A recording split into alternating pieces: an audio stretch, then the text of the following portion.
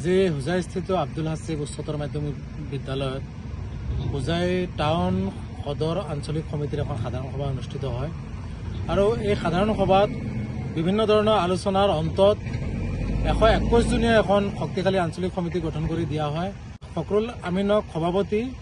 আমিৰ হুছেইন সাইদুল ইছলামক সাধাৰণ সম্পাদক হিচাপে লৈ 121 জনীয়া সমিতি গঠন কৰি দিয়া হয়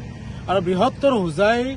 এলেকাত যিবোৰ সমাজ বিৰোধী কাৰ্যকলাপ চলি আছে এই কাৰ্যকলাপৰ বিৰুদ্ধে এই নৱগঠিত কমিটিখনে মাৰ বান্ধি থিয় হৈ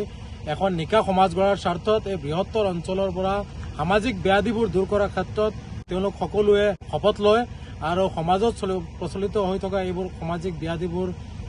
কমাই এখন নিকা সমাজ গঢ়াৰ স্বাৰ্থত তেওঁলোকে কাম কৰাৰ সমান্তৰালভাৱে সংগঠনটোক শক্তিশালী ৰূপত আগুৱাই লৈ যোৱাৰ ক্ষেত্ৰত হোজাই সদৰৰ পৰা এক শক্তিশালী ভূমিকা পালন কৰিব বুলি আশা কৰিছো আৰু হোজাই জিলা কমিটিৰ ফালৰ পৰা আপোনালোকৰ জৰিয়তে নৱগঠিত কমিটিখনৰ সভাপতি, সাধাৰণ সম্পাদক সহ সমূহ বিষয়ববীয়াক আন্তৰিক অভিনন্দন আৰু শুভেচ্ছা জ্ঞাপন কৰিছো।